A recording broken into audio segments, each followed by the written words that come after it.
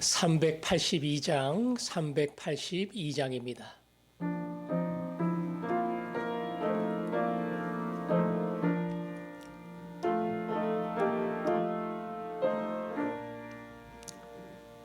너 근심 걱정 말아라. 주 너를 지키리. 주 날개 밑에 거하라. 주 너를 지키리. 주 너를 지키리.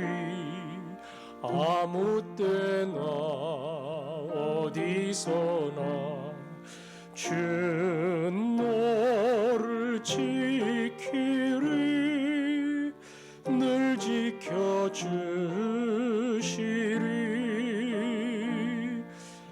어려워 낙심될 때에 주 너를 지키리. 위험한 일을 당할 때 주 너를 지키리. 주 너를 지키리. 아무 때나 어디서나 주 너를 지키리. 늘 지켜주시리.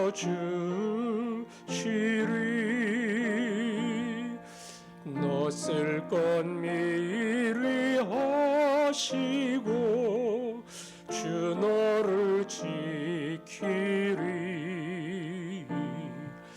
구하는 것을 주시며 주 너를 지키리. 주 너를 지키리. 아무 때나 어디서나 주 너를 지키리. 늘 지켜주시리.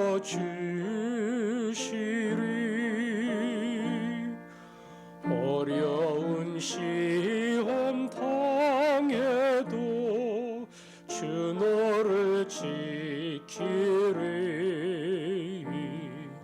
구주의 품에 거하라. 주 너를 지키리. 주 너를 지키리. 아무 때나 어디서나 주 너를 지키리. 늘 지켜주시리.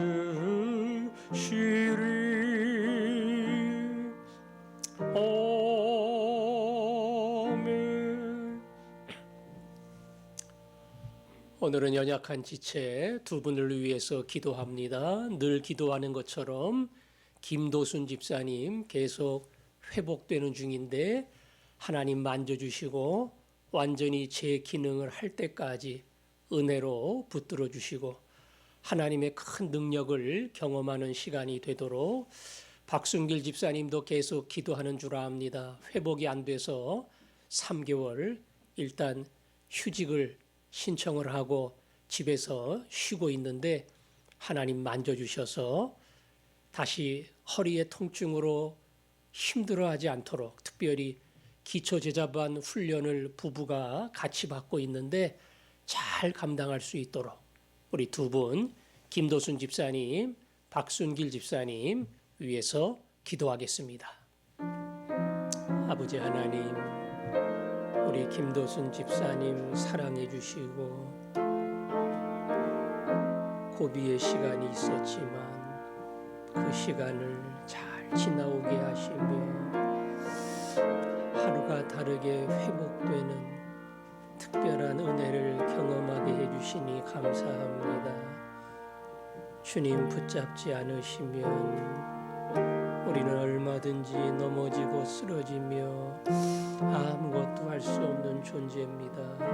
도와주시고 힘을 주시고 그 삶을 통해 영광을 돌리게 해주시기를 원합니다.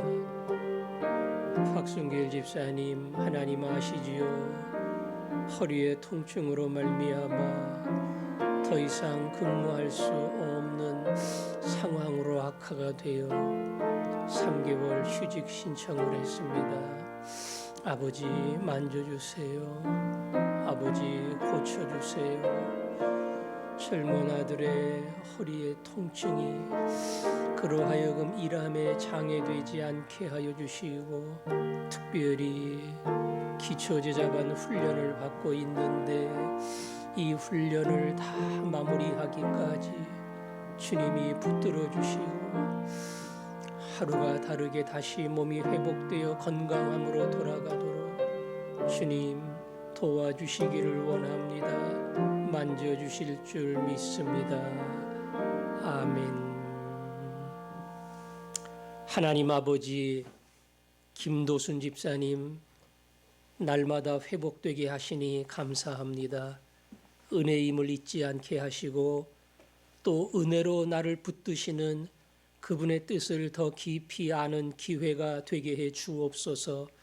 박순길 집사님 통증으로 인해 하던 일까지 멈추게 되었는데 사랑하는 젊은 아들에게 긍휼을 베풀어 주시고 그 통증으로 일과 모든 삶에 장애되지 않도록 세밀하게 만져주시기를 원합니다.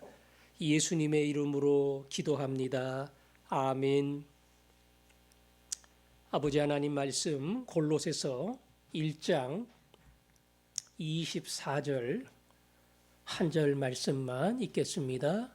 골로새서 1장 24절 같이 읽습니다. 시작. 나는 이제 너희를 위하여 받는 괴로움을 기뻐하고 그리스도의 남은 고난을 그의 몸된 교회를 위하여 내 육체에 채우노라. 아멘. 여기 24절에 보면 중간에 그런 말이 나오지요. 그리스도의 남은 고난을 그의 몸된 교회를 위하여 내 육체에 채우노라. 그리스도의 남은 고난이다. 우리 이미 앞에서 예수 그리스도의 십자가의 피와 그 피로 인한 화평의 길에 대하여 바울이 언급한 적이 있습니다. 예수님이 받으신 고난이 뭡니까? 이 땅에 오면서부터 그분은 자기가 만든 백성들에게 환영을 받지 못했고 33년의 인생을 사시면서 많은 권력을 가진 기득권층에 미움을 받았고 자기를 따르던 제자들까지 배신하는 그러한 어려움의 길을 걸어왔습니다. 마지막 십자가를 지시는 그 끔찍한 자리까지 예수 그리스도의 삶은 말 그대로 고난의 연속이었다. 이렇게 생각해도 틀리지 않습니다. 예수님이 왜 그런 고난의 길을 가셨을까? 정치적인 이유 때문에 그렇습니까? 예수님의 철학이 달라서 그런 겁니까? 아닙니다. 예수님이 그 고난을 받으신 이유는 오직 한 가지죠. 언급한 그대로입니다. 하나님과 화목하게 하기 위하여. 하나님과 화목하게 하기 위하여 예수님께서 심판, 그 고난, 죽음의 자리에 서신 겁니다. 예수 그리스도는 그 십자가 고난을 통해서 생명의 길을 완벽하게 열어놓으셨습니다. 거기는 보탤 게 아무것도 없어요. 하나님이신 그분이 이 땅에 내려와 자신의 생명을 드림으로 우리의 모든 죄짐을 대신 짊어지셨고, 그리고 우리로 하여금 하나님의 용서를 받는 하나님과 화목된 길로 열어 주셨습니다. 거기에 어느 누구도 보탤 게 없어요. 오직 성자 하나님만이 그 고난과 죽음을 통해서 생명의 길을 열어 놓으신 겁니다. 그러니까 그 고난에는 어떤 인간도 도와드릴 게 없고 보탤 게 없습니다.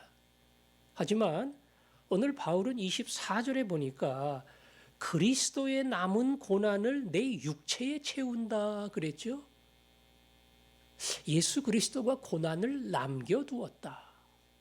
그 남겨둔 고난을 내가 내 육체에 채운다. 예수님의 고난에는 보탤 게 없다고 했는데 오늘 바울은 남은 고난이 있다. 그렇게 말합니다. 그 남은 고난을 여기 보니까 채운다 이렇게 이야기했죠. 채운다. 바울이 이야기한 남은 고난은 뭘까? 구원의 길을 열어놓는 그 고난의 길, 그리고 생명을 여는 그 길은 예수님이 완성을 하셨습니다. 그러나 완성한 이 구원의 복음을 증거하는 일은 우리에게 맡기셨어요. 바울이 생명의 복음을 받아 증거하는 그러한 책임을 맡은 자로서 그 책임을 감당하기 위하여 내게도 주신 고난이 있다. 나는 이 고난을 채우며 살 것이다. 그렇게 말하는 겁니다. 따라서 그 고난은 생명의 문을 열기 위한 고난이 아니에요.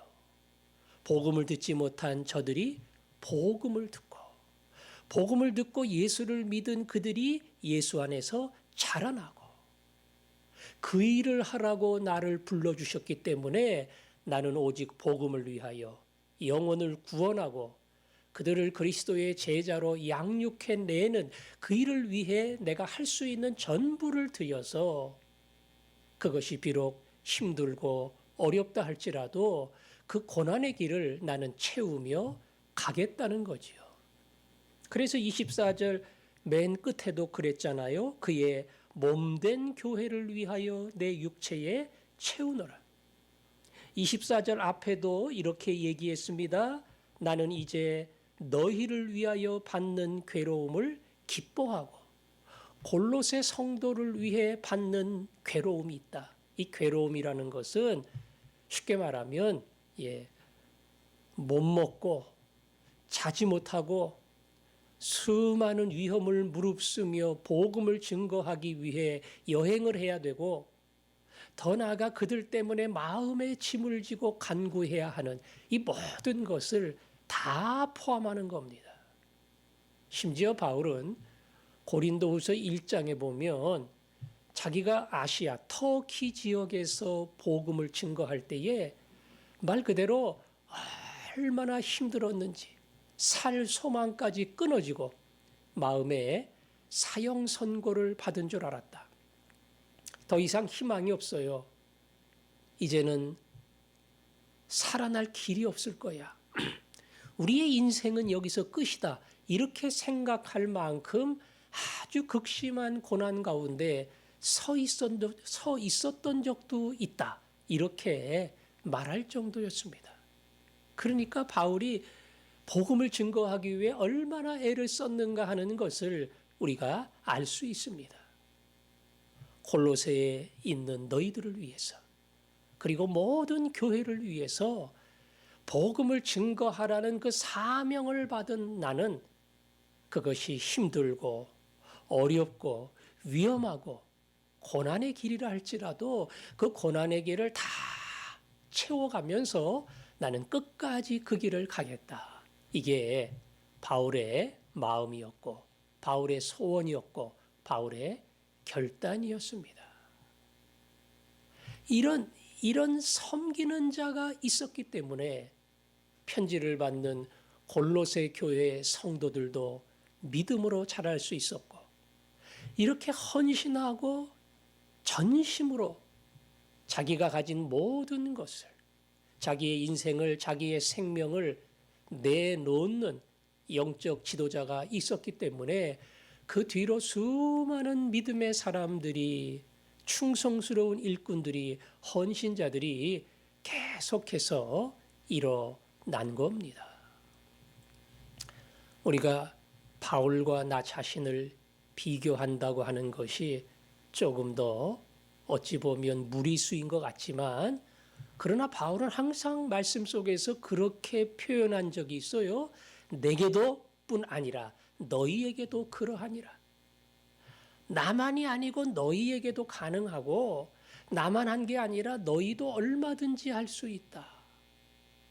예수님이 가신 길은 우리가 다 흉내낼 수 없겠지만 바울이 가는 길은 얼마든지 따라가고 얼마든지 비슷한 길을 나도 걷고 달려갈 수 있습니다.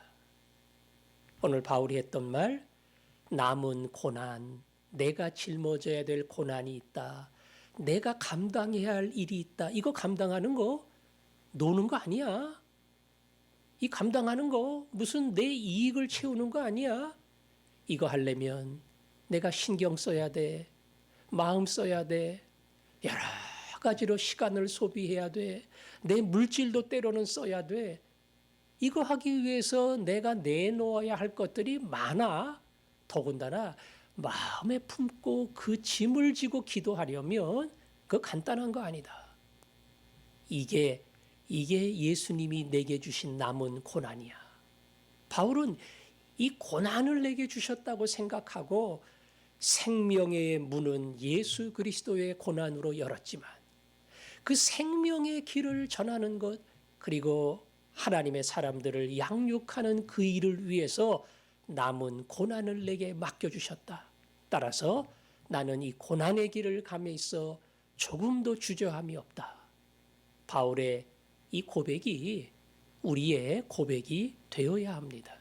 뭐 생명 내놓겠다 정도는 못하겠지만 조금 힘들더라도 하나님 제가 그거 못할 이유가 뭐가 있겠어요.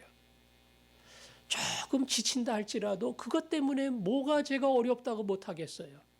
그것 때문에 시간 뺏기고 그것 때문에 내 물질을 내놓아야 하지만 하나님 그게 무슨 고난이겠어요. 그 다른 사람이 저 때문에 복음을 듣고 믿음이 약한 사람이 저 때문에 자라나고 더 성숙해질 수만 있다면 제가 얼마든지 이 길을 가겠습니다.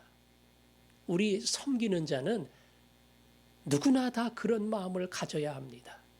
물론 당장 보기에는 큰 변화가 없어 보여요. 달라지지 않는 것 같아요. 그리고 앞으로도 그럴 것 같아요. 내가 이렇게 수고하고 애쓰고 자기를 위해서 힘쓰는데 기도하는데 저렇게 변하지 않을까. 그런 걸 보면 의욕이 안 생기죠. 하지만 기억해야 할 것이 있어요. 그 사람이 바뀌고 변화되고 성장하는 것은 내가 하는 게 아닙니다. 그건 성령님이 하십니다. 하나님이 하십니다.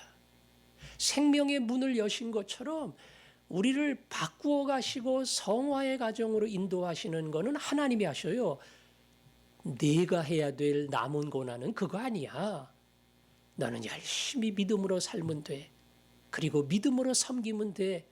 네가 가지고 있는 것 아까워하지 말고 그를 위해 사용하면 돼. 그러면 그 사람이 새롭게 되고 변화되고 자라나고 이거는 내가 한다. 그러니까 내가 할 일만 내가 열심히 남은 고난을 내 육체에 채우노라. 그것을 짊어지고 주 앞에서 겸손히 나아갈 때에 주님이 나를 기억하시고 그래 네가 섬기는 그 사람 내가 바꾸어 주겠다. 내가 새롭게 하겠다. 내가 성숙한 그리스도의 사람으로 만들겠다. 주님이 말씀하시며 얼마든지 바꾸어 주시는 그런 아름다운 역사가 일어납니다. 교회를 섬기시는 분들, 그리고 지체를 섬기는 분들, 가원을 섬기시는 분들, 내게 남은 고난이 있구나. 이 고난을 채우는 자야말로 진정 주님의 길을 따라가는 자다. 이 사실을 기억하고 그 고난을 겸손히 따라갈 수 있는 믿음의 종들이 되기를 주님의 이름으로 축원합니다. 기도하겠습니다. 아버지 하나님, 감사합니다. 오늘도 귀한 하루를 주셨으니 믿음으로 살게 하시고 내게 주시는 고난이 무엇인지를 알아 그 고난의 길을 걷는 종이 되게 해주시기를 원합니다. 예수님